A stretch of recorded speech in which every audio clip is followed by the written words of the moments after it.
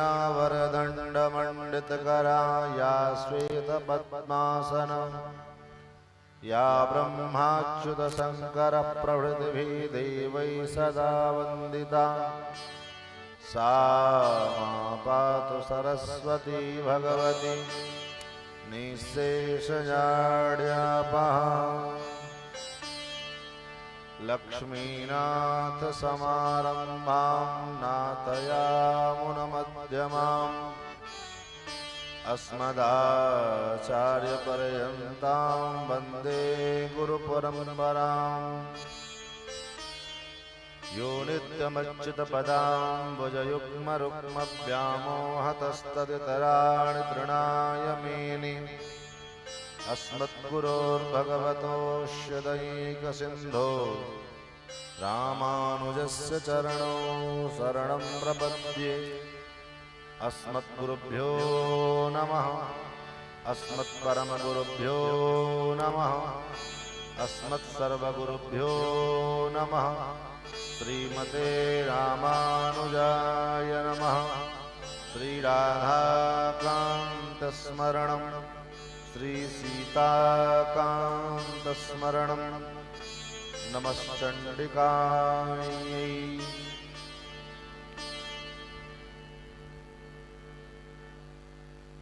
कथा में हम प्रवेश करें उससे पूर्व जगत जननी जगदम्बा माँ के चरणों में प्रार्थना करें कि हे माँ आप हम पर कृपा करो, मैं आपकी शरण में आया।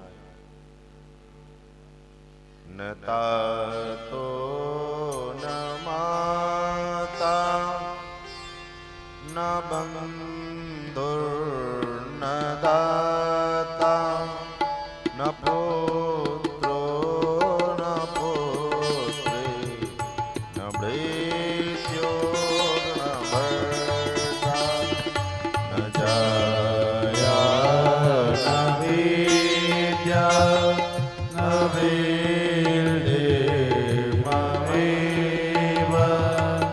गतिस्त्वं गतिस्त्वं त्वमेका भवानि गतिस्त्वं गतिस्त्वं त्वमेका भवानि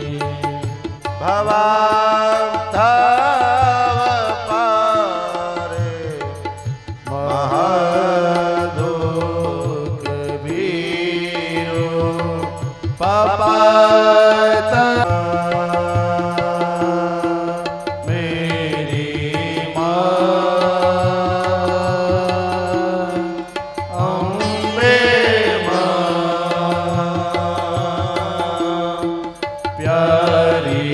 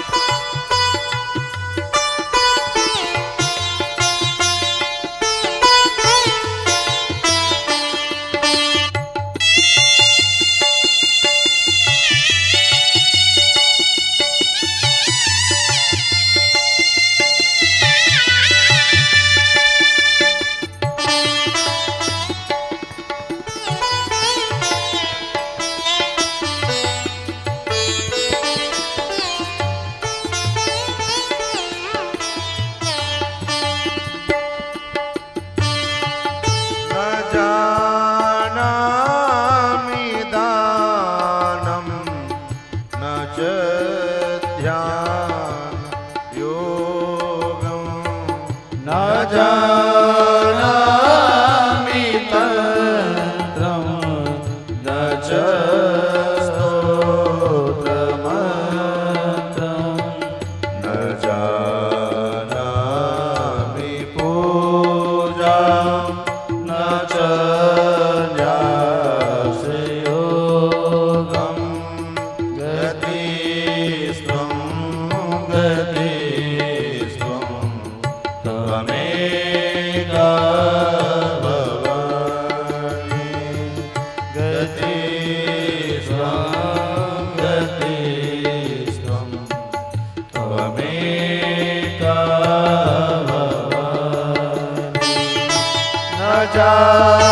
जानामि पूर्णं न जानामि तीर्थं न जानामि मोहि लयं वा कदाचित् न जानामि हरिं व्रतं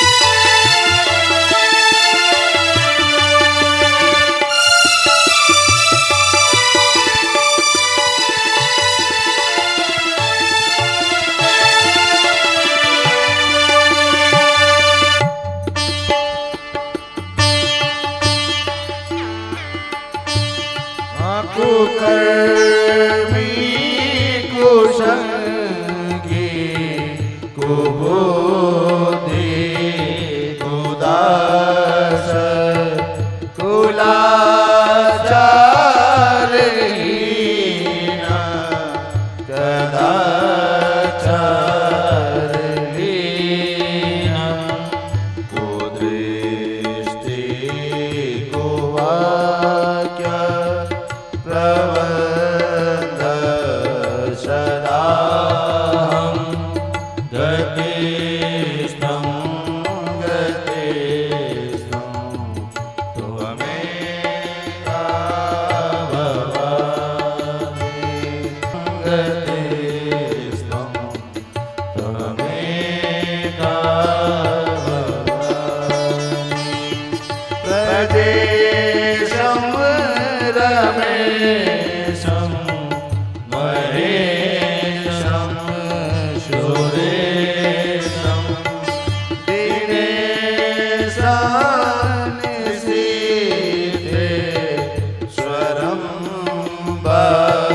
कदाचित् न जानामि चान्यत् सदाहं शरणे गतिस्थं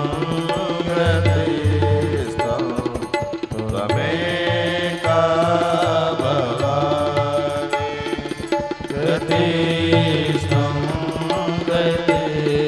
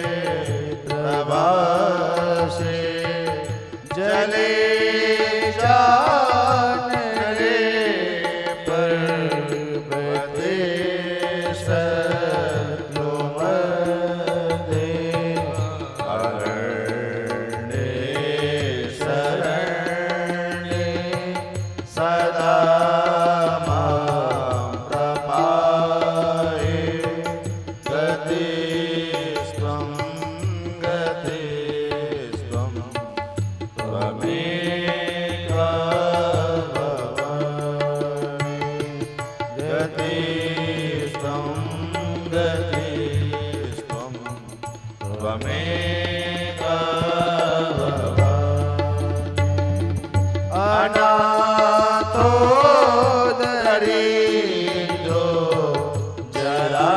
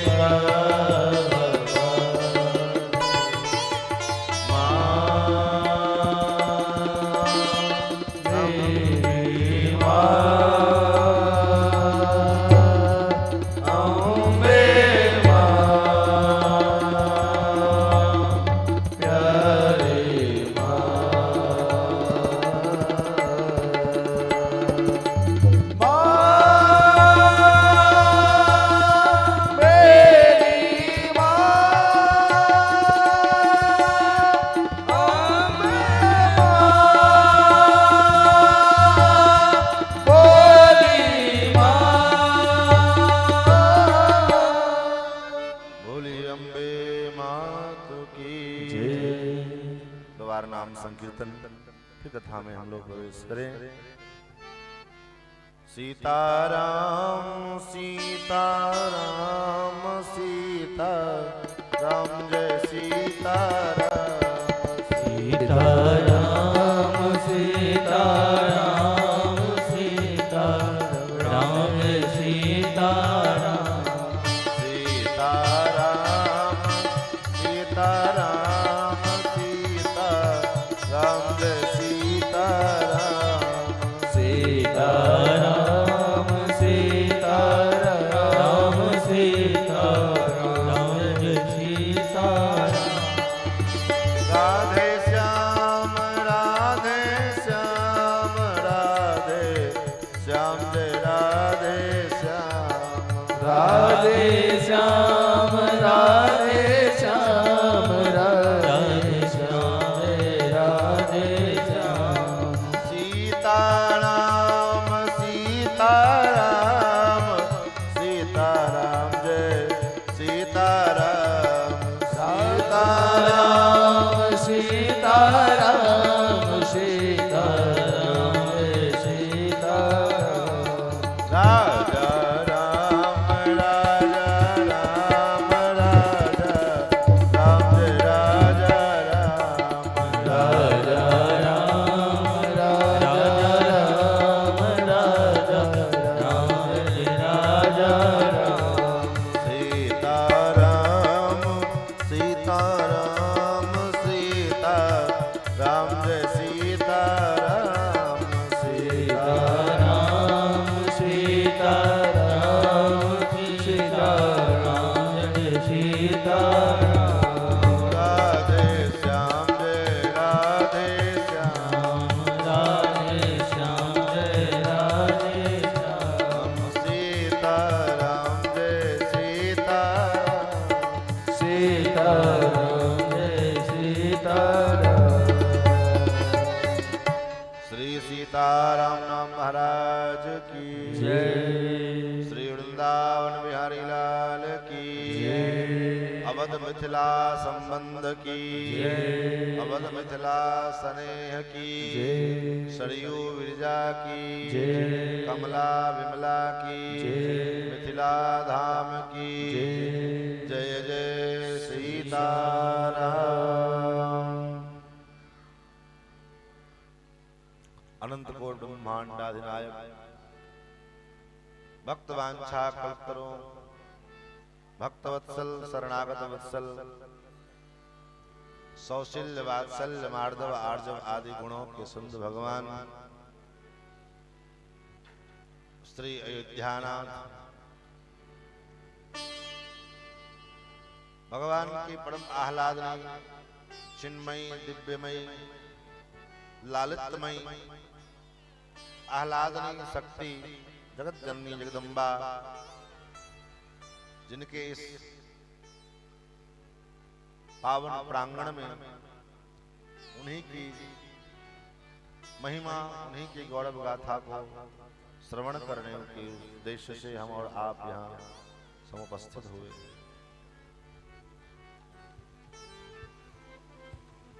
उनकी महिमा को कौन जान सकता है। हमारे यहाँ तो श्री वैष्णव परंपरा में हम लोग जिस परंपरा से वैष्णव दीक्षित हैं, इस परंपरा का नाम है श्री वैष्णव। और जहां पर में भगवान से भी ज्यादा महिमा श्री जी की गाई जाती है। और ऐसे श्री जी की ये धरती, क्योंकि भगवान के जितने अवतार हुए उन अवतारों में दो अवतार, एक रामावतार और एक कृष्णावतार, ये दो अवतार परिपूर्णतम अवतार माना जाता है। उनमें भी राम जी का अवतार पहले है, कृष्णावतार बाद का है। तो राम जी को जब अवतार लेना हुआ तो मानव ही लीला करने के लिए, तो मनुष्य के रूप में प्रकट होने के लिए किसी को तो अपना माँ बनावे। तो भगवान की माँ कौन बने? भगवान को अपना पुत्र बनाने का जो पुण्य है ये किसको मिले? तो कोई साधारण तो होगा। तो भगवान को जब अवतार लेने का हुआ तो ऐसी पुण्यात्मा इस धरापड़ में कौशल्या जी के रूप में तो प्राप्त हो गई कि राम जी को अपना पुत्र बना सके।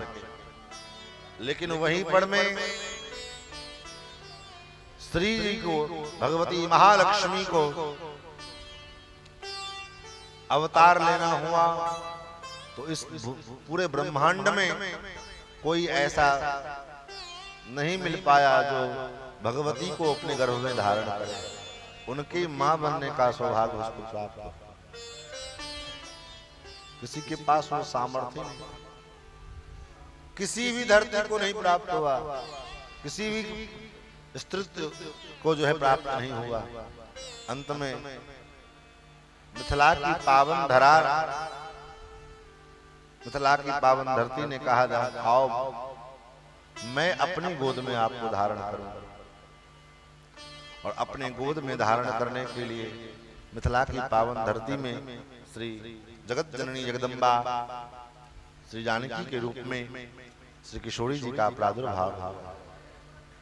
उनकी ये पावन धरा, इस धरा पर में बैठ करके हम और आप उन्हीं के पावन गुणानुवादों का यत्किंचित अपने गति मति के अनुसार श्रवण लाभ प्राप्त कर रहे हैं। हमारे यहाँ तो आचार्यों ने कहा, हे देवी आपकी महिमा को कौन जान सकता है। देवी त्वन्महिमा वधीर्ण हरिणा नापि त्वया ज्ञायते। हे देवी आपकी महिमा को कोई साधारण मनुष्य क्या जान सकता है? तब कौन जानता है? देवी तन महिमा वधीर्ण हरिणा, आपकी महिमा को तो भगवान ही जानते हैं बस। यहां तक कि आपको भी नहीं मालूम है कि आपकी क्या महिमा है।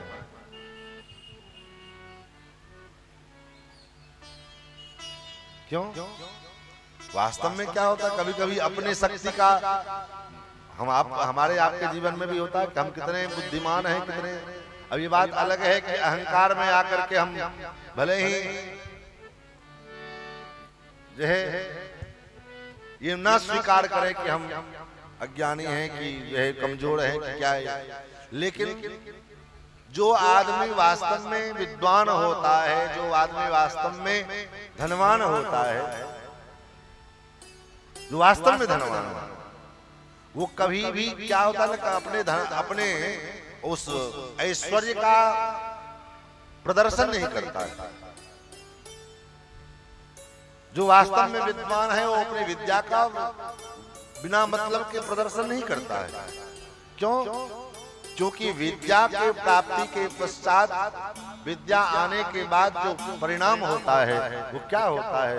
बोले विद्या के आने का बाद का परिणाम है विद्या ददात विनयम। विद्या प्राप्त होने के बाद जीवन में विनम्रता आती है। उसी प्रकार धन आने के बाद जीवन में नम्रता आ जाए, भक्ति आने के बाद जीवन में विनम्रता आ जाए, यही सिद्धांत है। और ऐसा नहीं हुआ तो कहीं न कहीं कुछ न कुछ गड़बड़ है। तो भगवती महालक्ष्मी की क्या महिमा है? वो माँ है, जगत की जननी है, लेकिन कभी कभी वो भी भूल जाती है कि हम कौन हैं, हमारी क्या महिमा है। तो कौन जान पाते हैं? बोले भगवान जानते हैं। देवी तन महिमा वधीर्ण हरिणा नापित त्वया ज्ञाय। महाराज ऐसे जगत जननी के पादारविंद में, उनके गोद में बैठ करके हम और आप इस कथा का आस्वादन श्रवण लाभ प्राप्त करने जा रहे हैं। भगवत कथा रस रसिक धर्मानुरागी सज्जन वृंद, भगवत प्रेम पथिक श्रद्धा वही माता जन एवं YouTube के माध्यम से इस कथा का लाइव प्रसारण देख रहे हमारे समस्त सुधी श्रोतागण, कल कथा का प्रथम दिवस था, आज द्वितीय सत्र में हम लोग प्रवेश कर रहे हैं। शास्त्रों में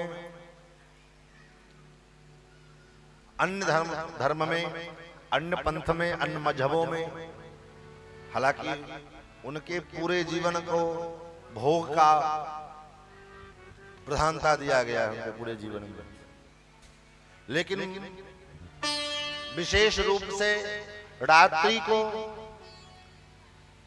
भोग काल का संज्ञान शास्त्रों में दिया गया। भागवत में भी सुखदेव जी महाराज ने कहा, निद्रया ह्रियते नक्तम व्यवायेन च वावयः। मनुष्य का जो रात्रि के जीवन का जो आधा समय रात्रि, क्योंकि दिन और रात्रि दोनों मिला करके आयु का निर्माण होता है। 100 वर्ष की आयु है तो उसमें तो दिन और रात दोनों मिला करके होता है ना। ऐसा थोड़ी है कि 100 वर्ष केवल दिन ही दिन है, रात्रि उसमें नहीं जोड़ा जाता। दिन को जोड़ा जाता है, दिन और रात्रि दोनों को मिला करके जो है 100 वर्ष की आयु कलयुग में मनुष्य का निर्धारित किया गया है। उसमें लगभग आधी आयु जो रात्रि का समय है वो पूरे जीवन काल का गणना करें तो सोने में बीत जाता है। निद्रया ह्रियते नक्तम व्यवायेन च वावयः। या तो सोने में बीत जाएगा या व्यर्थ की बातें करने में, भोग विलास में बीत जाएगा। और दिन दिवाचार्थे हया राजन कुटुंब भरणेन। हमारा दिन जो है अपने कुटुंबियों के भरण पोषण में ही बीत जाता है।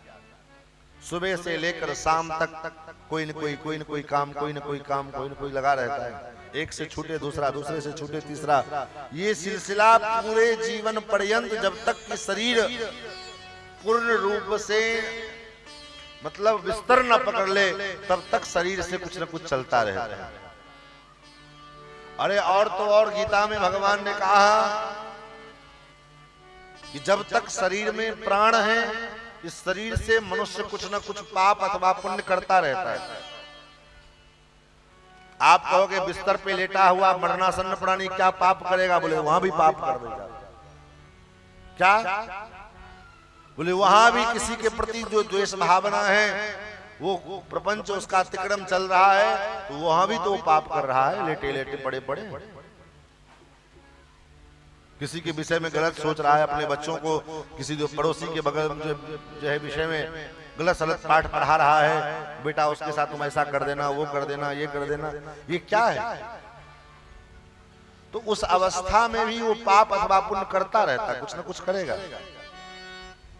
इसलिए भगवान ने गीता में कहा, नहीं कश्चित क्षणमपि जात तिष्ठत कर्मकृत।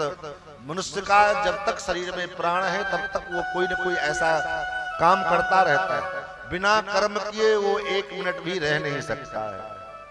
कर्म कुछ न कुछ करेगा। तो जब हम 1 मिनट बिना कुछ न कुछ किए बगैर रह नहीं सकते हैं, तो क्यों ना उस कर्म को सामान्य कर्म के बजाय सत्कर्म में लगावें। एक महात्मा बड़ी अच्छी बात कहा करते थे कि तन के द्वारा, इस शरीर के द्वारा कुछ ना कुछ किए बिना हम नहीं रह सकते हैं। तो फालतू के जो कार्यों में हम अपना टाइम पास कर रहे हैं, इससे अच्छा है कि शरीर के स्तर पे, शरीर के द्वारा हम सत्कर्म करें। दूसरी बात, बुद्धि के द्वारा कुछ ना कुछ सोचे बगैर हम नहीं रह सकते हैं, कुछ ना कुछ जाने बगैर हम नहीं रह सकते। कभी कुछ जानने की जिज्ञासा, कभी कुछ जानने की जिज्ञासा, कभी ये जान जाए, कभी वो जान जाए, कभी अरे और कुछ नहीं मिलेगा तो महाराज हमारा हाथ देख के बताओ हमारा क्या स्थिति। इसी के जानने के पीछे पड़े। कुछ ना कुछ जानना हर व्यक्ति चाहता है। तो अगर हम जानना ही चाहते हैं तो दुनियादारी जानने की क्या आवश्यकता है, जानना ही है तो बुद्धिमान प्राणी वही है जो अपने को जान जाए। हम अपने को जाने, हम कौन को हम, क्योंकि जब हम पृथ्वी पर आए, जब हमारा जन्म हुआ तो मुंह से पहला शब्द यही निकलता है माए बाप। कौन शब्द? को हम। बच्चा जब पहली बार जन्म लेते हैं, रोता है तो रोते हुए क्या कहता है? कुहा कुहा कुहा। अर्थात मैं कौन हूं, मैं कौन हूं, अपने को जानो।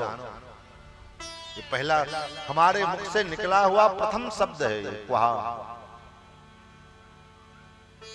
और ये तो हो गया शरीर के और बुद्धि के। तन के स्तर पर कुछ किए बिना नहीं रह सकते हैं तो सत्कर्म करो। बुद्धि के द्वारा कुछ न कुछ जाने बिना नहीं रह सकते हैं तो अपने आप को जानो। लेकिन ये मन जो है, मन किसी न किसी को मानने लगता है। किसको मानता है? बोले बेटा को मानेगा, बेटी को मानेगा, धन को मानेगा, पति को मानेगा, परिवार को मानेगा, कुटुंब परिवार को मानेगा। किसी न किसी को मानेगा, बिना माने रह नहीं सकता। तो संसार के शरीर के संबंधियों के प्रति जो हमारा प्रेम है, हम उसको जो मानते हैं, वो मानने में दुख के सिवाय सुख नहीं मिल सकता है। सिवाय दुख के आप अगर ये बात सोचते हो कि हम बेटा को मान रहे हैं और हमको सुख मिल जाएगा, तो ये बात अपने मन से जो भ्रम है, इस भ्रम को बाहर निकाल दीजिए। हम ये समझते हैं कि परिवार को हम बड़ा मानते हैं, परिवार हमको मानेगा, भ्रम निकाल दीजिए। क्योंकि वेदों ने कहा, वेदों में मंत्र आया कि जो पत्नी प्रिय है, क्यों प्रिय है? वेद भगवान कहते हैं, ये किसी सामान्य एरे गहरे नत्थु खेरे का वाक्य नहीं है। भगवती स्तुति कहती हैं, नौवा अरे पत्यु कामाय पति प्रियो भवति। ये संसार के लोग, पति इसलिए प्रिय है कि वो पति है? बोले नहीं है। तब पति है इसलिए वो प्रिय है, ऐसी बात नहीं है।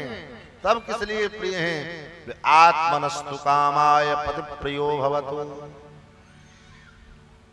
अपने आत्म सुख की कामना के कारण पति प्रिय होता है। उस पति के द्वारा हमारा आत्मा, शरीर का सुख, आत्म सुख जुड़ा हुआ है। वो सुख जिस दिन नष्ट हो जाए, पति से प्रेम खत्म हो जाए।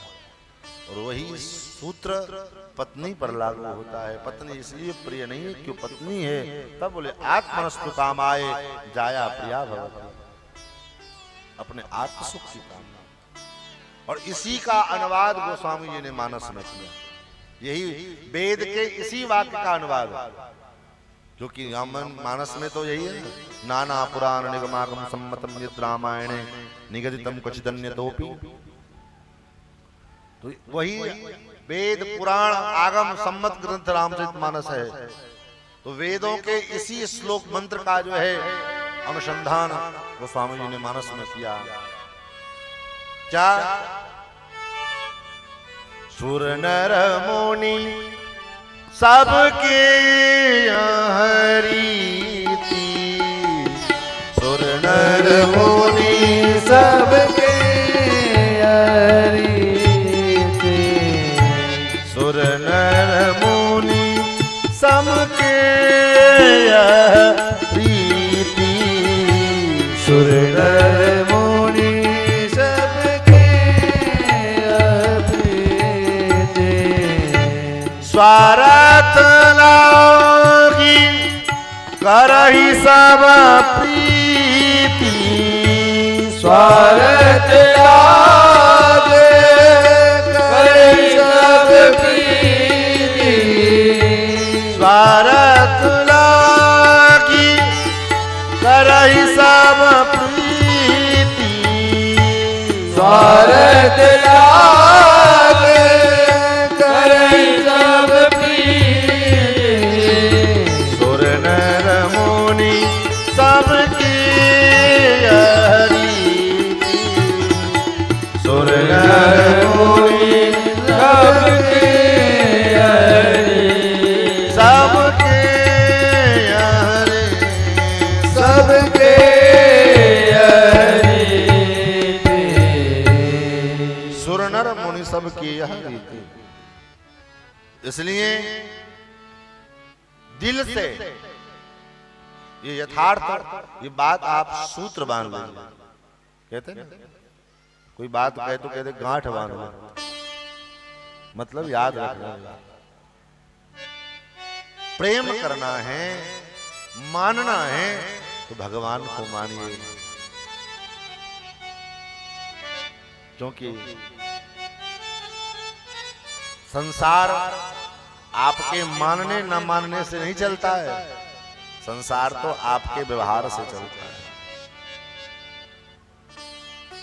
संसार को आप दिल से कितना भी चाहो, उससे कोई फर्क नहीं पड़ेगा। लेकिन भगवान, भगवान, देवी देवता, देवी देवता की बात अलग है, भगवान की बात मैं कह रहा हूं। और भगवान से भी ज्यादा तो श्री जी हैं, भगवती हैं। भगवान को तो कम से कम कहना पड़ता है कि हे प्रभु मैं आपका हूं। भगवान को कहना पड़ेगा कि हम आपके हैं, लेकिन भगवती के सामने, श्री किशोरी जी के सामने कहने की आवश्यकता नहीं है। महर्षि वाल्मीकि जी ने श्री जानकी जी के विषय में लिखा कि प्रपन्नात्मक प्रसन्ना ही मैथिली जनकात्मजा, जनकात्मजा मैथिली। राम जी के दरबार में तो हाथ जोड़ करके कहना पड़ेगा, क्योंकि भगवान स्वयं कहते हैं सकृदेव प्रपन्नाय तवास्मीति च याचते। कोई एक बार कहे कि मैं आपका हूं, तब मैं उसको अपने शरण में लेता हूं। अभयम सर्वभूतेभ्यो ददामि तद्व्रतम मम। लेकिन श्री जी के दरबार में, श्री मैथिली के दरबार में, किशोरी के दरबार में ये सिस्टम नहीं है। तब क्या सिस्टम है? श्री जी के दरबार में तो यही व्यवस्था है, प्रपन्नात्म प्रसन्ना ही मैथिली जनकात्मजा। केवल प्रणाम कर ले, बस प्रणाम कर लेने मात्र से वो प्रसन्न हो जाता। हाथ जोड़ ले, कुछ नहीं आता। न मंत्रम नो दंद्रम तदपि च न जाने स्तुति महो, न चाहवानम ध्यानम परम जाने जाने मातस्तदनुसरणम क्लेशहरणम, परम जाने मातस्तदनुसरणम क्लेशहरणम। क्यों? क्योंकि कुपुत्र हो जाए तो क्वचिदपि कुमाता न भवति। पुत्र तो कुपुत्र हो सकता है, लेकिन माता कुमाता नहीं हो सकती। कुपुत्र हो जाए तो क्वचिदपि कुमाता न भवति। तो ऐसे जगदम्बा के पावन चरित्रों का। तो मैं कह रहा था मानना है तो उनको भगवान को माने, भगवती को, माँ को मानो, क्योंकि अच्छा वही भाव माँ, जो माँ ये है, वही मातृत्व जो फिर संसार की जो भी माँ है, उन माओं में भी उस शब्द में वो वात्सल्य आ जाता है, उस पद में वो वात्सल्य आ जाता है, वो भाव आ जाता है, वो गुण आ जाता है। वो पद में जैसे होता ना, कहते हैं पद का जो है दोष है, कोई मुख्यमंत्री बन जाए, कोई मंत्री विधायक बन जाए, तो पहले तो बड़ी बड़ी बातें करता है, फिर उस पद पे जाते फिर सब भूल जाता है। लोग क्या कहते हैं, अरे इनका क्या दोष है, ये पद का ही दोष। उसी प्रकार माँ का जो पद है, ये पद जगत में भी, संसार में भी देखने को मिलता है। कैसा देखने को मिलता है कि संसार में भी जो माँ है, वो माँ भले ही वो ये जगत की माँ है, इसके लिए इस कारण से उनके अंदर अत्यंत विशालता है, लेकिन जो संसार की माँ है, जो व्यवहार जगत की माँ है, उस माँ में भले ही वो अंश मात्र है, लेकिन वो पद का जो गुण है, वो गुण उस माँ में भी पहुंच जाता है, भाव आ जाता है, वो वात्सल्य आ जाता है। यही कारण है कि संसार में निस्वार्थ भाव से जो प्रेमियों का लिस्ट बनाया, कि संसार में निस्वार्थ प्रेम कौन करता है। श्रीमद् भागवत के 10वें स्कंद के रास पंचाध्याय के क्रम में जब गोपियों ने भगवान से पूछा कि महाराज आप कौन से कैटेगरी के प्रेमी हो। एक प्रेमी तो वो होता है जो प्रेम करने पर प्रेम करे, दूसरा प्रेमी बोले दूसरा प्रेमी वो होता है जो आप हाँ वो हमको प्रेम करता है, हम उसको नहीं करते। तीसरा प्रेमी बोले महाराज ने आप सामने वाला कितना प्रेम करे, उसके न प्रेम से कोई लेना देना है, न उसके द्वेष से कोई लेना देना है। आप किस कोटि को के प्रेमी हो। बोले प्रेम करने पर जो प्रेम करे वो तो प्रेमी नहीं, स्वार्थी है। और प्रेम करने पर जो प्रेम करे वो प्रेमी नहीं, वो स्वार्थी है। और आप कितना भी प्रेम करें चाहे लेकिन वो सामने से वो प्रेम करेगा, और सामने जिसको वो प्रेम करेगा वो उसको कोई लेना देना नहीं। वो कौन है बोले बिना स्वार्थ के प्रेम करने वालों की लिस्ट में जो गोपियों ने लिस्ट बनाया, उसमें माता पिता का नाम है। बिना स्वार्थ के प्रेम, माता पिता का जो प्रेम है वो बिना स्वार्थ का होता है। बेटा विकलांग हो, बेटा चल फिर नहीं सकता, बेचारा लोथ है, लाचार है, लेकिन जबकि माँ को मालूम है, माता पिता को मालूम है कि हमारे वृद्धावस्था में कोई सेवा नहीं कर सकता, लेकिन जब तक वो संतान रहता है, चाहे वो भले ही शरीर से बिल्कुल लाचार होवे, माता पिता उसकी जीवन सेवा करते हैं। इसका नाम है मातृत्व। ये मातृत्व, ये मातृत्व, ये माँ का प्रेम है।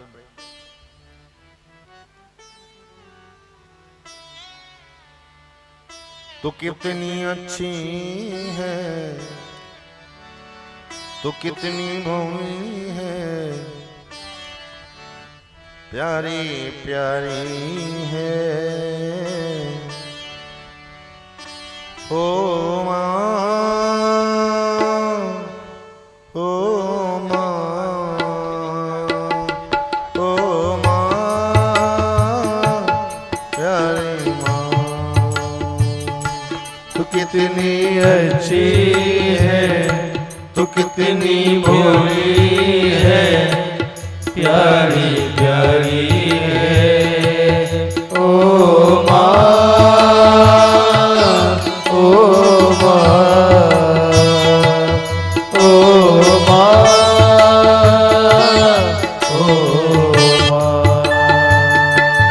ये जो दुनिया है वन है कांटों का, ये जो दुनिया है मन है कांटों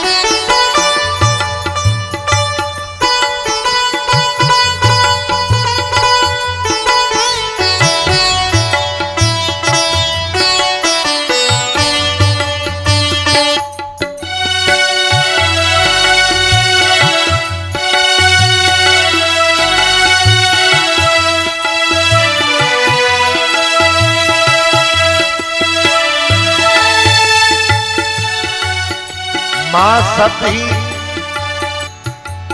शब्द से ही वो भाव छलकता है। एक ने कहा, किसी संतन से किसी ने पूछा कि माँ और बाप में क्या अंतर है? बोले शब्द से ही पता चल जाता है। बोले कैसे? बोले बोलो बाप। बाप कहते मुंह बंद हो जाता है। बाप का उच्चारण करने में मुंह बंद हो बाप, और माँ बोलने में माँ कहते मुंह खुल जाता है। बोलो माँ, माँ मुंह खुल जाता है। का मतलब ये हुआ कि जहां पर जाकर के मुंह बंद हो जाए बच्चों का, वो स्थान कौन सा है? बोले वो बाप। और जहां बच्चे का हृदय खुल जाए, अपने मन की सारी बात प्रकट कर सके, वो कौन सी है? वो कौन है? बोले वही माँ। दुखन लागी है माँ तेरी अखियां, दुखन लागी है माँ तेरी अखियां, दुखन लागी है माँ तेरी अखियां, दुखन लागी है माँ तेरी अखियां, मेरे लिए जागी तूने सारी सारी रतियां, मेरे लिए जागी तूने सारी सारी रतियां, मेरी निंदिया पे अपनी निंदिया को, मेरी निंदिया पे अपनी निंदिया को होने वाली है। ओ माँ, ओ माँ, ओ माँ, ओ माँ,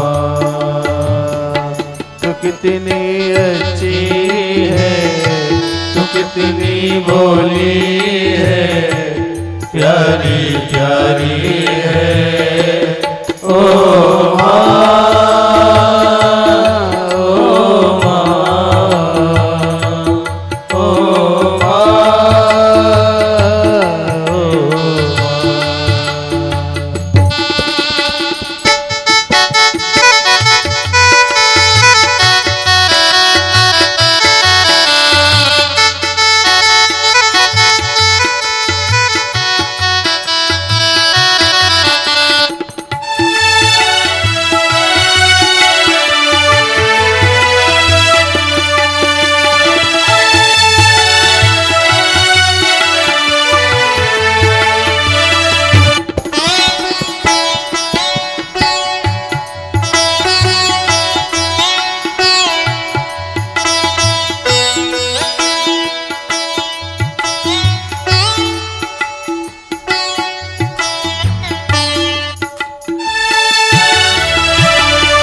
अपना नहीं तुझे सुख दुख कोई, अपना नहीं तुझे सुख दुख कोई, अपना नहीं तुझे सुख दुख कोई, अपना नहीं तुझे सुख दुख कोई। मैं मुस्काया तो मुस्काए, मैं रोया तो रोए, मैं मुस्काया तो मुस्काए, मैं रोया तो रोई। मेरे हंसने पे मेरे रोने पे, मेरे हंसने पे मेरे रोने पे तुम बलिहारी है। हे माँ, ओ माँ, ओ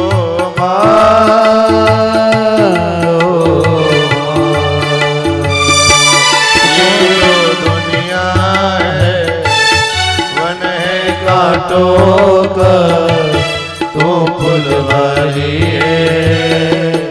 ओ माँ, ओ माँ, ओ माँ, ओ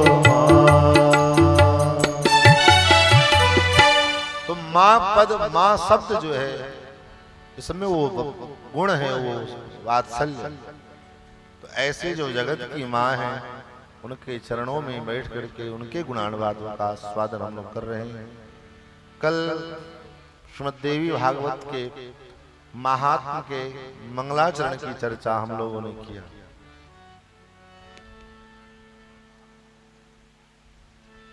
महर्षि वेदव्यास जी महाराज के 18 पुराण और फिर उसके उप पुराण। हालांकि बात अभी पूर्ण रूप से निर्णय में नहीं आ पा रहा। अपने अपने मतों के अनुसार, अपने उपासना पद्धति के अनुसार अपनी बात लोग कहते हैं। उन 18 पुराणों में प्रायः लोग श्रीमद् भागवत को 18वां पुराण मानते हैं और किंचित कुछ लोग श्रीमद् देवी भागवत को भी मानते हैं। लेकिन हम लोगों ने जो श्रवण किया है, अनुभव किया है और सुना है कि देवी भागवत को उप पुराण के क्रम में रखा गया। तो कल इसकी चर्चा, मंगलाचरण की चर्चा हम लोगों ने की। आगे श्री सूत जी महाराज से 88,000 सौनकादिक ऋषिगण नैमिषारण्य में बैठ करके कथा सुन रहे हैं और सूत जी सुना रहे हैं। उसी क्रम में 88,000 सौनकादि ऋषियों के एक जो निमित्त, जैसे कथा तो हजारों लोग सुनते हैं, लेकिन निमित्त प्रधान श्रोता के रूप में कोई न कोई एक आगे होकर के कथा का निमित्त बनता है। उसी प्रकार श्री शौनक जी महाराज कथा के निमित्त बने और शौनक जी प्रश्न करते हैं, सूत जीव समाबह्यस्तम श्रावयसी कथा मनोहरा पुण्याम व्यास शिष्य महामते। हे महामते, आपके मुखारविंद से, आपके द्वारा हम लोगों ने अनेकानेक पुराणों का श्रवण किया है, अनेकानेक कथाओं को सुनाया आपने और भगवान नारायण के पावन चरित्रों का गान करके सुनाया, शिव जी के चरित्रों का गान सुनाया, तुलसी की महिमा सुनाई, रुद्राक्ष की महिमा सुनाई, सब सुनाया। अब मैं ऐसी कथा सुनना चाहता हूं जो कलयुग में तुरंत व्यक्ति को सिद्धि प्रदान करने वाला, यथाशीघ्र उसको सिद्धि प्राप्त हो। ऐसा कथा, ऐसी चर्चा हमको आप सुनावें। श्री सूत जी महाराज कहते हैं, बहुत अच्छा प्रश्न किया आपने। देखो माताई, आप लोग विराजमान हैं। मिथिलांचल में भी हम पहले तो कम, अब विशेष घूमते हैं, कथा के माध्यम से बहुत जगह जाना होता है। तो हम लोगों के पास भी ऐसी समस्या आती है। इससे अंदाजा लगाते हैं कि और भी जो बड़े अच्छे अच्छे महात्मा लोग, उनके पास भी आता होगा। तो कृपया प्लीज कभी भी किसी वैष्णव संत महात्मा के पास जाओ तो उनसे ये मत पूछो कि हमारे बेटे का भविष्य क्या है, बताओ हमारा बेटा 10वीं में पास करेगा कि नहीं करेगा, हमारा पोता व्यापार में इसका किसमें जो है भाग्य इसका क्या है, मत पूछो। क्योंकि उनसे जब ये बात कोई पूछ देता तो उनको बड़ा दुख होता है। क्यों भाई, संस्कृत तो फिर स्वयं क्यों भक्ति के मार्ग में क्यों लगते, फिर वो भी अनेक प्रकार के जो अनुसंधान केंद्र आज चल रहे हैं सोशल मीडिया के द्वारा और क्या क्या करके द्वारा, जो है हाथ दिखाओ और बैठे बैठे सारा भूत भविष्य वर्तमान जान लो, ये कर लो वो कर लो, तो लोग पागल बना हुआ।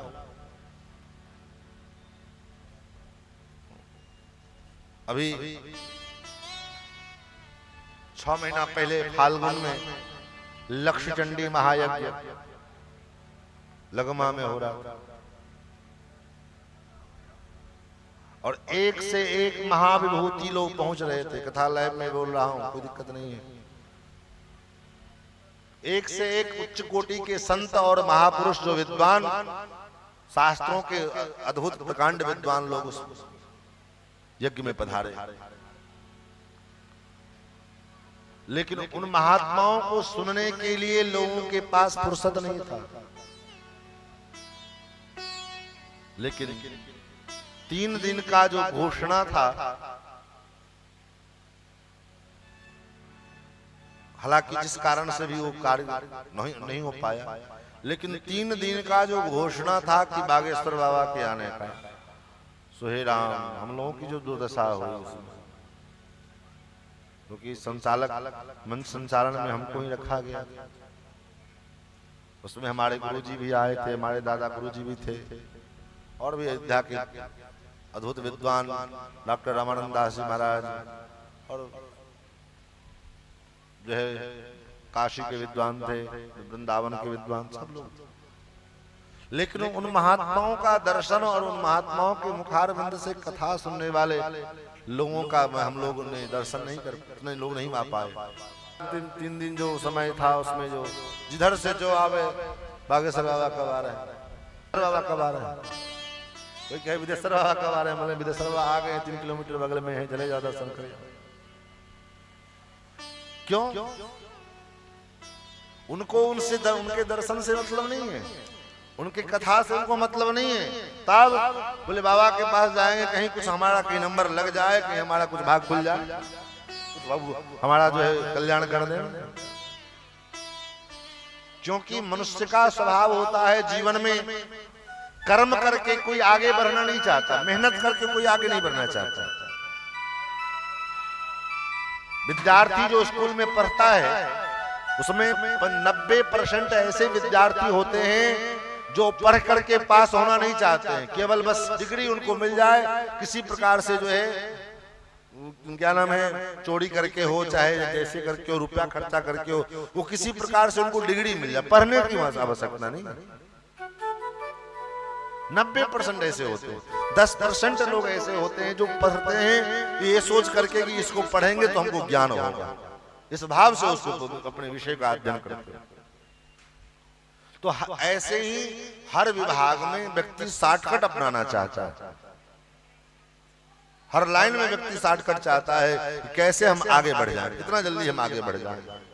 उसके लिए कुछ भी करना पड़े, चाहे किसी की हत्या करनी पड़े, किसी का मर्डर करना पड़े, किसी से चोरी करना पड़े, बेईमानी करनी पड़े, कुछ भी करनी पड़े, और हम करते नहीं। तो अन्यथा आज समाज में इतनी विकृतियां, इतना अपराध, इतने प्रकार के जो घटनाएं आए दिन हम लोग अखबार में और समाचार में सुनते हैं, क्यों होता है? केवल इसी के कारण। ये जीवन में जो शॉर्टकट का जो फार्मूला हमारे जीवन में आया है, इस शॉर्टकट के फार्मूला के चक्कर में सब होता है।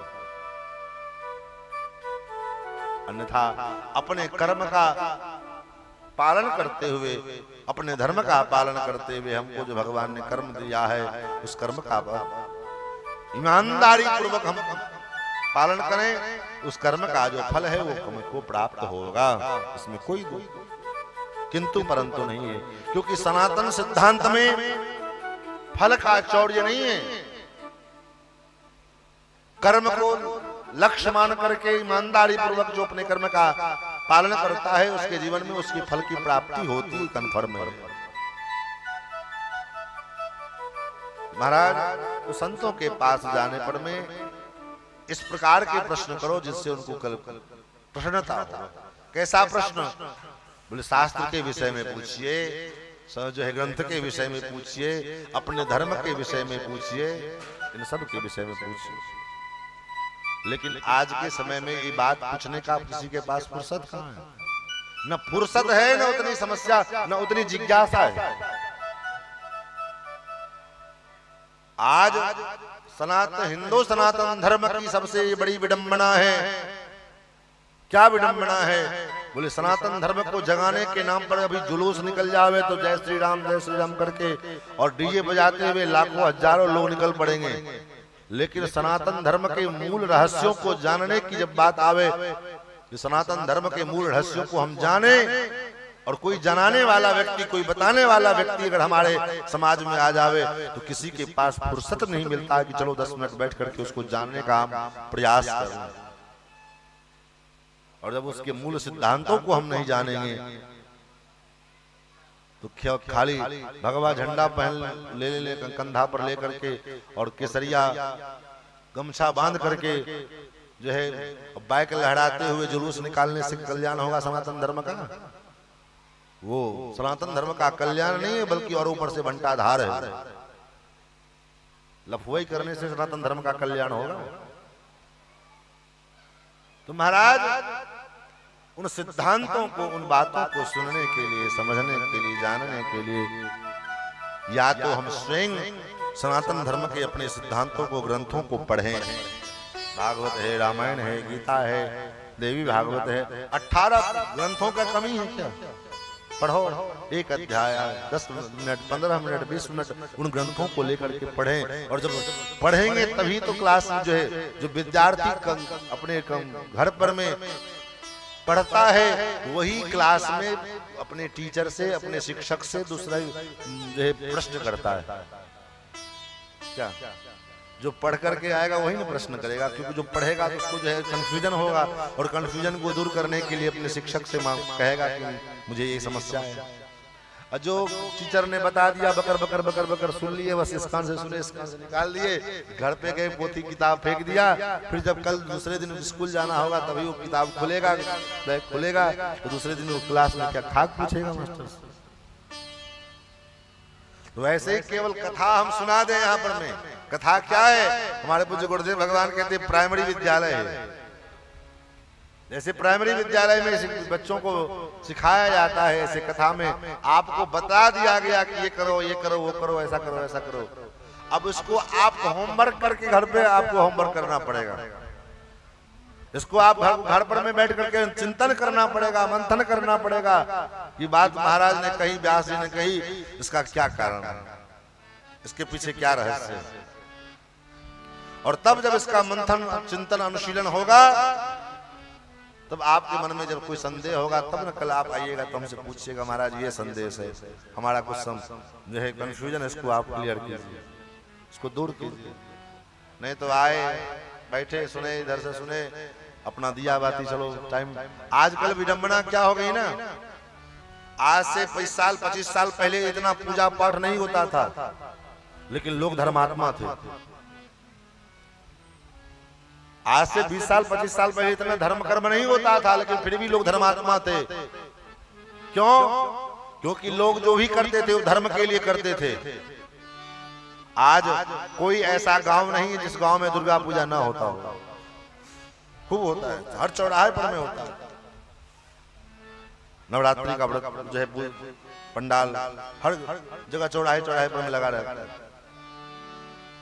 लेकिन फल क्या मिल रहा है उसमें? कुछ नहीं। नवरात्रि का व्रत किया, नवरात्रि का पूजा किया, इतना खर्चा हुआ, पंडाल लगाया, ये लगाया, वो किया, ऐसा किया, मिला क्या हमको?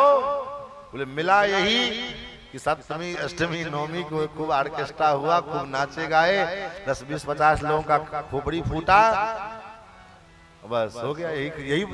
यही मिला हमको, और क्या मिला? नवरात्रि किए तो एक जो है उपलब्धि मिली कि 10, 20, 50 लोग घायल हुए। क्यों घायल हुए? कथा सुनने गए थे तो घायल हो गए थे क्या? तो नहीं, कथा में सुनने जाते तो घायल नहीं होते। दुर्भाग्य से वो चले गए थे ऑर्केस्ट्रा देखने के लिए, दुर्भाग्य से वो चले गए थे जो है नाच देखने के लिए, इसलिए घायल हो गए। सूत जी महाराज कहते हैं साधु पृष्ठम महाभागा लोकानां हितकाम्यया सर्वशास्त्रस्य यत्सारं तद्दो वक्ष्याम्यशेषतः। हे महात्माओं, साधु पृष्ठम, बड़ा सुंदर प्रश्न किया आपने, और सभी शास्त्रों का सार मैं आपको सुनाने के लिए जा रहा हूं। जब तक तभी तक हमारे भीतर में क्लेश है, तभी तक हमारे भीतर में दुख है, तभी तक हमारे जीवन में कष्ट है। कब तक? जब तक कि हमने अपने जीवन में तावत् क्लेशावहं नृणां प्रसर्ग महात्मः यावन्नैवोदयं प्राप्तो दैवी भागवतोष्णुगुः। जब तक हमने अपने जीवन में देवी भागवत का आश्रय नहीं लिया। सूत जी से ऋषियों ने पूछ दिया, महाराज ये देवी भागवत क्या है, किस प्रकार का पुराण है, इसकी सुनने की विधि क्या है, इसके महात्म्य क्या है, जरा इसको बताओ। सोनक जी ने, सूत जी ने कहा ठीक। भगवान विष्णु के अंश से पराशर महर्षि के द्वारा वेदव्यास जी का जन्म हुआ और वेदव्यास जी ने द्वापर युग में पुराणों की रचना की और उसी क्रम में वेदव्यास जी ने अष्टादश पुराणानि सकृत्ता भगवान मुनि मामे वाध्यापयामास भारताख्यानमेव च। 18 पुराण की रचना वेदव्यास जी ने की और 1 लाख श्लोक श्री महाभारत जी में वेदव्यास जी ने वर्णन किए। वेदव्यास जी के 5 लाख श्लोकों का ग्रंथ, 4 लाख तो पुराणों की संख्या है, पुराण और उपपुराण इत्यादि मिलाकर के, और 1 लाख श्लोक केवल अकेले महाभारत में। ऐसा विशाल ग्रंथ। और ये देवी भागवत नाम का जो पुराण है, ये दोनों प्रकार के सुख को देने वाला है। कौन कौन? देवी भागवतम तत्र पुराणम भोग मोक्षदम स्वयं तु श्रावयामास जनमेजय भूपति। ये देवी भागवत रूपी जो ग्रंथ है, ये सभी प्रकार के से भोग और मोक्ष दोनों को प्रदान करने वाला है। और इसके वक्ता स्वयं वेदव्यास जी।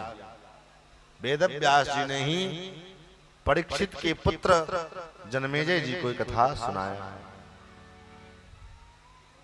महाराज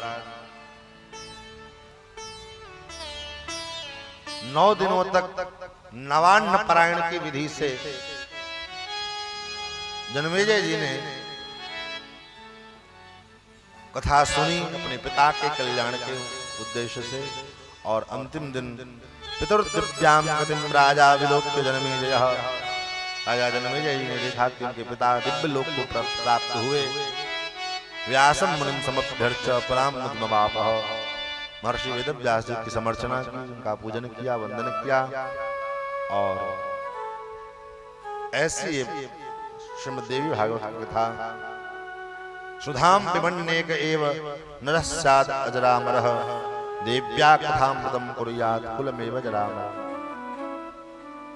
हे ऋषियों, ये कथा रूपी जो अमृत है, स्वर्ग का जो अमृत है, इसको पीने के बाद हम अमर होंगे कि नहीं होंगे इसकी कोई गारंटी नहीं। लेकिन कथामृत जो है, कथामृत जीव को अमर बना देती है। इसलिए तो गोपियों ने भगवान से, जब भगवान रास के मध्य से भगवान जब अंतर ध्यान हो गए, छिप गए, तो गोपियों ने भगवान को खोजते खोजते भाव में, विरह में डूबे हुए गोपियों ने भगवान के लिए गीत गाया। उस गीत का नाम है गोपी गीत। और श्रीमद् भागवत के 10वें स्कंद के 31वें अध्याय में गोपियों ने जो गीत गाया, उसको गोपी गीत कहा। उस गोपी गीत में गोपियां कहती, महाराज हम आपके विरह में मर जाएंगे। भगवान कहते, तुम मरती क्यों नहीं? तो गोपियां कहती, महाराज मरना तो चाहती हैं, लेकिन मर नहीं पाते। क्यों? क्या आफत है मरने में? मरना कोई चाहे और मर न पावे। मरना तो महाराज एक बार में खा लो 2-4 टेबलेट, समाप्त कहानी। गोपियां कहती, हम लोग अमर हो गए। अमर हो गए? बोले हाँ। कैसे? गोपियां कहती है, तव कथामृतम, आपकी जो कथा रूपी अमृत है ना, इस अमृत को हमने पी लिया।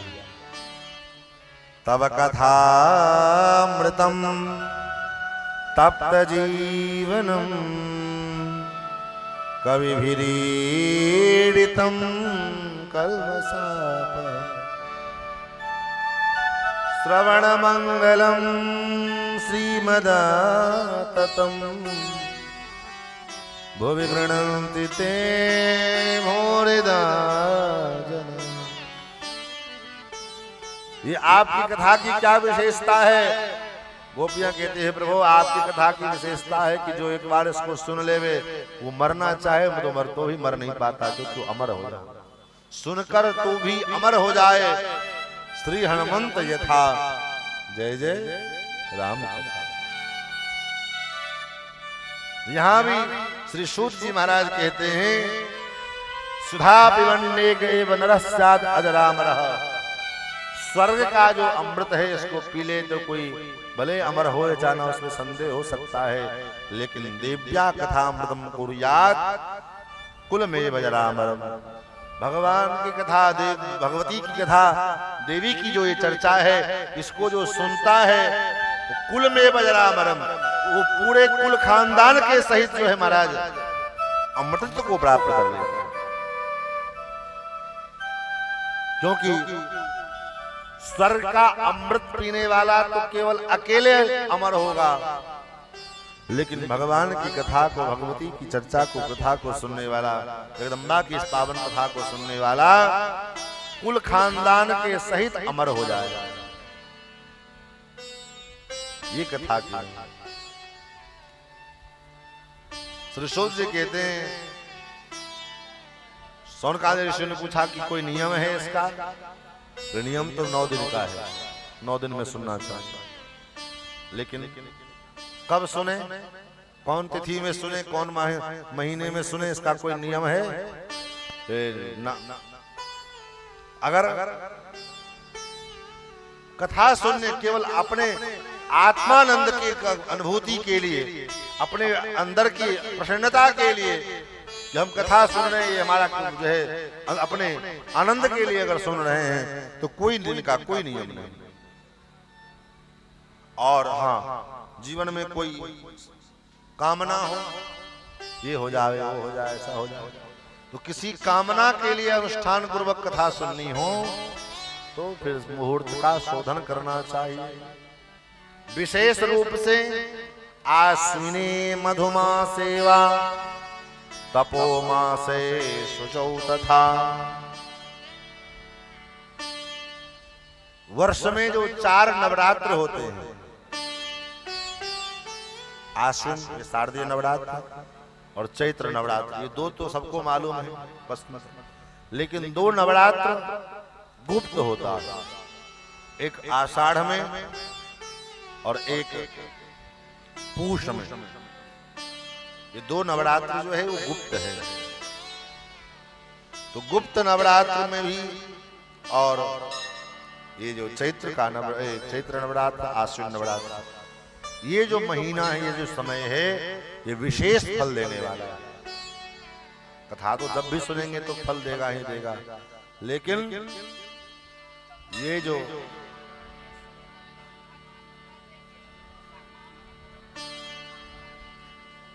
कामना से तो बिल्कुल कोई भी काम भगवत संबंधी जो काम है वो कोई कामना से क्यों, हम ऐसे करें, आनंद के लिए करें। जो चीज मिलने वाला है, जो प्राप्त होने वाला है, जो प्रारब्ध में है, वो वस्तु ऑटोमेटिक हमको प्राप्त हो जाएगा। हमारे पूज्य गुरुदेव भगवान कहते हैं कि जो वस्तु हमारे भाग्य में है वो कहीं भी होगा तो भाग्य आएगा, और जो वस्तु हमारे भाग्य में नहीं है वो अगर हमको प्राप्त हो भी जाए तो भाग्य चला जाए। इसलिए हम जो कार्य करें भगवत प्रसन्नार्थ करें। देवी की कथा सुन रहे हैं, देव्या मुखोल्लास पूर्वकम, हम ये कथा क्यों सुन रहे हैं, देवी का पूजन क्यों कर रहे हैं, भगवती की पूजा क्यों कर रहे हैं, बोले उनकी प्रसन्नता के लिए। और वो अगर प्रसन्न हो जाए तो और क्या चाहिए। माँ की प्रसन्नता अगर प्राप्त हो जाए जीवन में, उससे बढ़कर के क्या धन दौलत है। अगर वो मिल गया तो अपने आप सब मिल जाएगा। उनसे मांग करके अपने आप को हम ये साबित कर देते हैं कि हम बहुत दरिद्र हैं। आप अगर मिले तो हमको और क्या चाहिए, बस यही काम है। हमको तो आपकी प्रसन्नता चाहिए।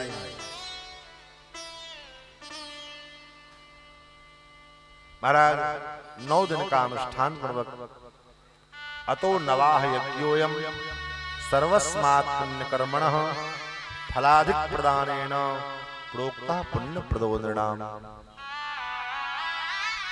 नवाह यज्ञ के द्वारा 9 दिवसीय अनुष्ठान पूर्वक इस कथा को श्रवण करना चाहिए। सूत जी कहते हैं जो ऐसी कथा को नहीं सुनता है वो कैसा है।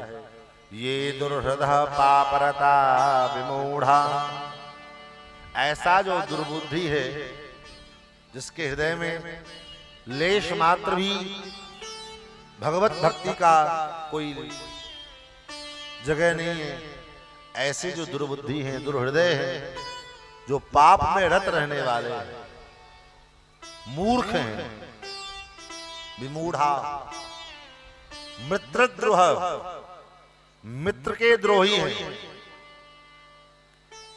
और वेद विनिंदकाश्च, वेदों की निंदा करने वाला है, और हिंसा में सदा सर्वदा रत रहने वाला है। हिंसा रता नास्तिक मार्ग सकता, हिंसा में रत रहने वाला है, नास्तिक मार्ग का अनुगमन करने वाला, शास्त्र से कोई लेना देना नहीं, मनमाने मनमुखी आचरण, मनमुखी जो है व्यवस्था, ऐसा करने वाला जो है, ऐसे करने वाले जो लोग हैं, लेकिन उसके मन में भी ये बोध हो जाए कि हमसे पाप हो रहा है, हमसे जो हुआ सो हुआ, अब कम से कम हम कोई प्रकार का पाप इत्यादि न करें और अपना आत्म कल्याण करना चाहे, तो ऐसे लोग भी नवाह यज्ञेन कलौ पुनन्ति ते, इस कलयुग में इस नवाह यज्ञ के द्वारा उनका भी उद्धार हो सकता है, वो भी पवित्र हो सकते हैं। और कईयों का नाम लिया है सूत जी ने, परस्वदार हरणे लुब्धा ये वै नरा कल्मस भार भाजः गो देवता ब्राह्मण भक्तिहीना नवाह यज्ञेन कल भवन्ति शुद्धा। जो दूसरे का स्व धन हरण करने वाला है, दार पत्नी का हरण कर ले और लोभी होवे, ऐसे लोग भी नवाह यज्ञ के द्वारा श्रद्धा पूर्वक जीवन में नवाह यज्ञ का आश्रय लें तो उनका भी कल्याण हो सकता है। गाय के प्रति, देवताओं के प्रति, ब्राह्मणों के प्रति कोई श्रद्धा नहीं है, कोई आदर नहीं है, उनसे ईर्ष्या करने वाले हैं, द्वेष बुद्धि रखने वाले हैं, ऐसे लोग भी अगर पश्चाताप पूर्वक मन में ये भावना करते हुए कि अब जो हुआ सो हुआ, अब प्रयास करेंगे कि अब पाप न बने और अपना आत्म कल्याण करना चाहते हो, तो ऐसे लोग भी नवाह यज्ञ के द्वारा, इस देवी भागवत के द्वारा उनका कल्याण हो सकता है। महाराज यस्तु भागवतं देव्या पठेत् भक्त्या शृणोति वा धर्म अर्थम च कामं च मोक्षं च लभते नरः।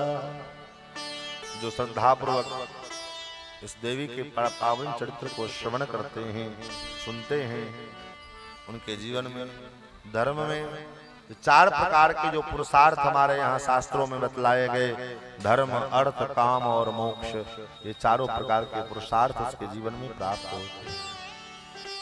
कोई अपुत्र है जिसको संतान नहीं हो रहा है, वो भी भागवत की, देवी भागवत की कृपा से संतान उसको प्राप्त हो सकता है। अपुत्रो लभते पुत्रो दरिद्रो धनवान भवेत्, जो दरिद्र है उसको धन की प्राप्ति कराने वाला है। रोगी रोगात् प्रमुच्येत, जो हमेशा रोग से ग्रस्त रहने वाला है वह भी श्रद्धा पूर्वक इस ग्रंथ का, इस देवी भागवत का कथा श्रवण करे। तो अब इस प्रसंग में एक बात और मैं आपको बताऊं, विशेष करके प्राचीन जो मिथिलांचल की परंपरा रही है, जो परंपरा अब समाप्त होती जा रही है, और जो कि पहले तो मैं क्या ना 2-3 साल से भैया उधर लगाइए, उधर ले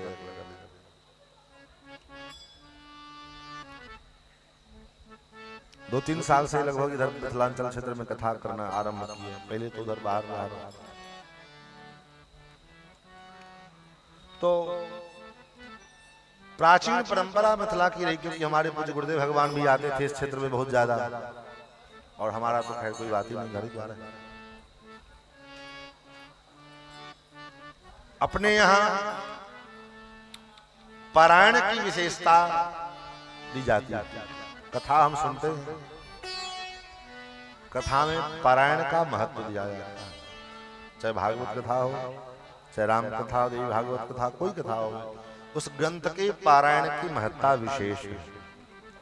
और पारायण के श्रवण की परंपरा पहले थी, लेकिन अब धीरे धीरे लुप्त होते जा रही है। न जजमान के पास उतना फुर्सत है।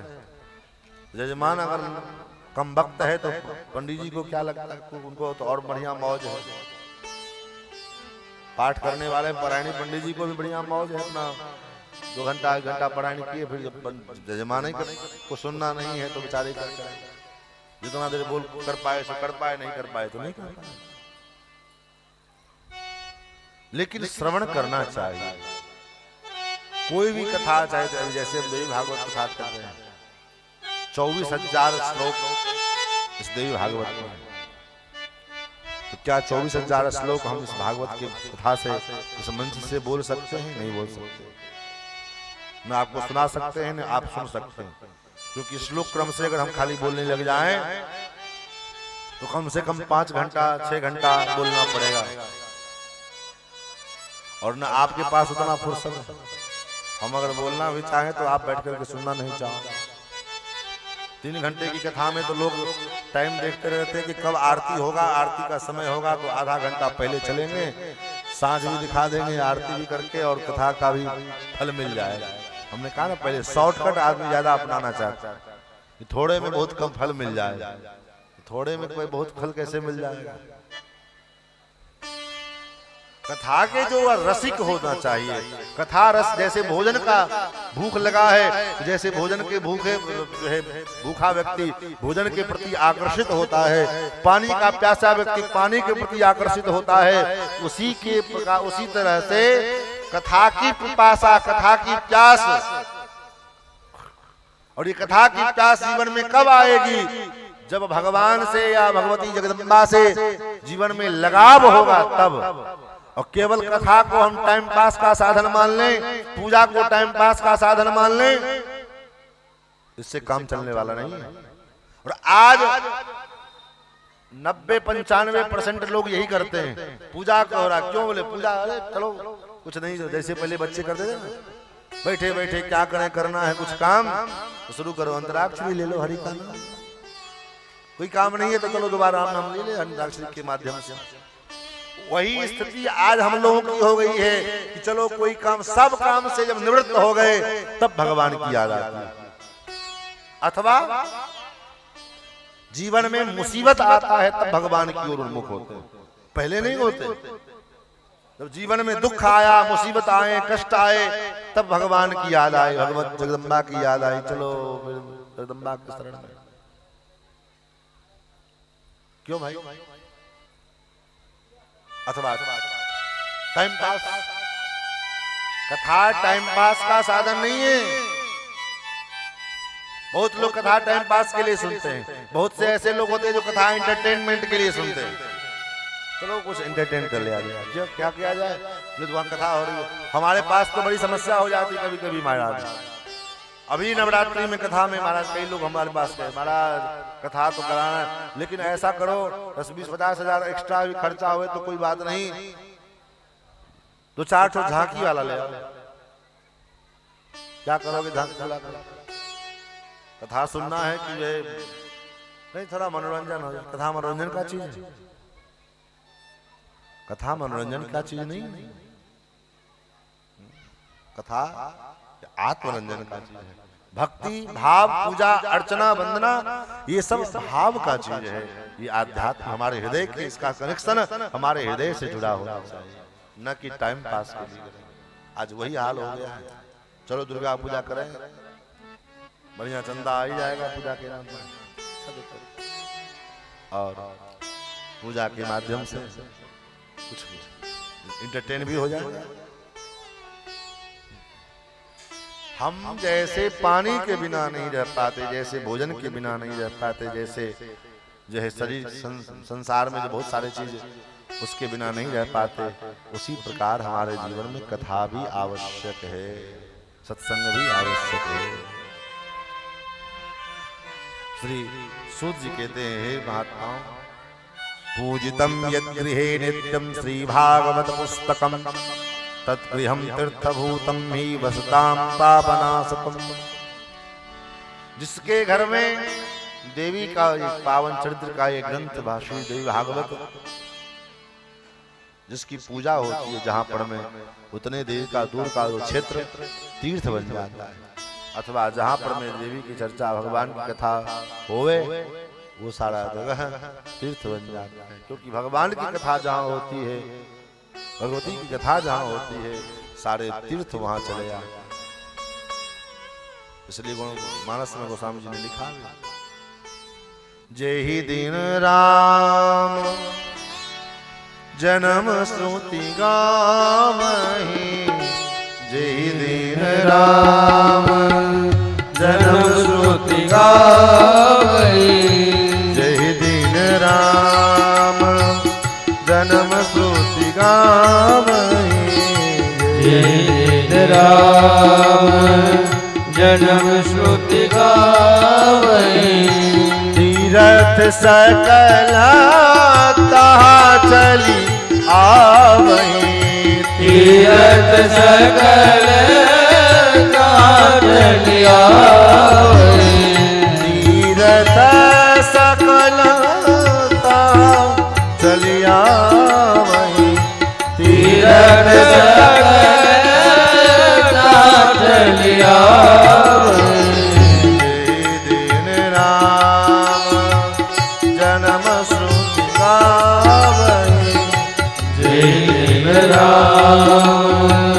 जन्म श्रुति गावहि। जिस दिन राम जी के जन्म की कथा, भगवान के पावन गौरव गाथाओं का गान होता है, सारे तीर्थ सारे वेदों के मंत्र तंत्र सब वहां पहुंच जाते हैं। किसी तीर्थ में जाने की जरूरत नहीं है, कथा रूपी तीर्थ में आ जाओ। 3.5 करोड़ जो पूरे तीर्थ हैं, उन 3.5 करोड़ तीर्थ में स्नान का जो पुण्य है वो केवल कथा में अवगाहन करने से आपको प्राप्त होगा। शौनकाद ऋषियों ने प्रश्न किया, महाराज ये बताओ, मैंने सुना है वासुदेव जी ने, वसुदेव जी महाराज ने भी ये देवी भागवत की कथा सुना। क्यों सुना? और श्री कृष्ण के ऊपर भी कलंक लगा, उनके ऊपर भी जो कष्ट हुआ, दुख आए, तो देवी भागवत का आश्रय वसुदेव जी ने लिया। क्यों लिया, कैसे लिया? सूत जी कहते हैं, महाराज द्वारका में सत्राजित नाम का एक व्यक्ति, जिसके पास सूर्य के द्वारा दिया हुआ श्यमंतक मणि, उस श्यमंतक मणि की विशेषता थी, वो श्यमंतक मणि रोज 8 तोला स्वर्ण, 8 भार स्वर्ण देता था। भगवान ने जो है सत्राजित से कहा, इतना सोना लेकर क्या करोगे?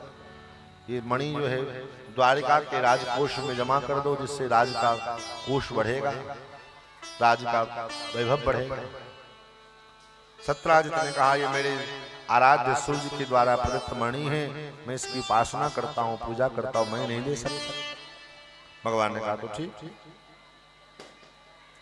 एक दिन उसका भाई प्रसेन उस मणि को लेकर के मणि को गले में धारण करके और वन में शिकार करने के लिए गया। संयोग से वो किसी सिंह के द्वारा मारा गया और आगे बहुत दिन बीत गए, वो लौट के नहीं आया। तो सत्यराजित के मन में संदेह हो। क्या संदेह? हो सकता है कृष्ण ने मुझसे वो मणि मांगी थी और मैंने दिया नहीं, लगता कहीं कृष्ण ने मेरे भाई प्रसेन को मरवा तो नहीं दिया। लेकिन अब वो संदेह था तो कैसे प्रकट करें? राज परिवार के भगवान तो राज द्वारकाधीश हैं, उनके प्रति जो है जब तक कंफर्मेशन न हो जाए तब तक जो है कैसे आक्षेप लगाया जा सकता। लेकिन ये बात धीरे धीरे जब ये मन में आया, मन से वचन में आया, वचन से बाहर, मुंह से बाहर निकला, तो किसी के पास में आपने केवल संदेह भी किया तो बात धीरे धीरे धीरे धीरे कहीं न कहीं आउट हो जाती, फैल जाए। और बात फैलते फैलते भगवान के पास आए। भगवान ने विचार किया ये झूठा कलंक मेरे ऊपर में लगा है, क्या किया जाए? इस कलंक को तो दूर करना पड़ेगा, क्योंकि कलंक जैसे कहीं काजल लग जाए तो चेहरा को बिगाड़ देता है। अलग अलग काजल लग जाए, आंख में लगे तो श्रृंगार है, लेकिन वही काजल पूरा लिप करके मुंह पर लग जाए, इधर उधर लग जाए तो चेहरा का जो है पूरा फरमा चेंज कर देता। उसी प्रकार से कलंक जो है काजल के समान है। कलंक हमारे जीवन में आया है तो उसको दूर तो करना पड़ेगा। भगवान ने कुछ सैनिकों को संग में लिया, कुछ अनुभवी व्यक्तियों को संग में लिया और सतम सुस्त्राव कृष्णोपि दुर्यशो लिप्तमात्मनि मार्ष्टुम तत्तस्य पदवीं पुरोकोभिस्सहागम। प्रसेन को खोजने के लिए जंगल में चल पड़े। कुछ दूर जंगल में गए तो देखा प्रसेन का जो सब छत विछत सड़ा गला पड़ा हुआ है और वहां से सिंह के पैर के निशान दिखाई पड़े। वहां गए, उस निशान के, उस पंजे के निशान के पीछे पीछे चले। कुछ दूर जाने पर पता लगा सिंह भी मरा पड़ा है और वहां से एक रीछ के, भालू के पैर के निशान दिखाई पड़े। उस भालू के पैर के निशान के पीछे पीछे जब चले तो वो निशान, वो पंचिन्ह एक गुफा में जा रहा था। भगवान अंदर जाने लगे तो भगवान ने सैनिकों से कहा देखो 12 दिनों तक तुम हमारी प्रतीक्षा करना यहाँ पर और 12 दिन में के अंदर मैं लौट के न आऊं तो तुम लोग वापस चले जाना और सूचना दे देना द्वारका में। द्वादशाहं ततो भीत्या प्रतीर जग्मुर्निजालयम् तत्र ते कथयामासुरवृत्तान्तं सर्वमादितः। 12 दिन बीत गए, भगवान बाहर नहीं आए तो सिपाही सैनिक बड़े घबराए और दुखी हुए। जाकर के द्वारका में सारा समाचार सुनाया। उसी समय वसुदेव जी बड़े दुखी हुए और उसी समय नारद जी कहीं से आए।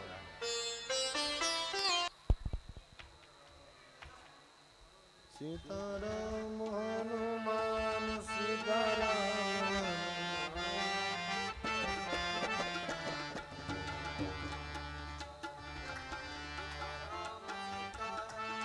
सीताराम सीताराम सीताराम, सीताराम हनुमान सीताराम हनुमान, सीताराम हनुमान सीताराम हनुमान, सीताराम हनुमान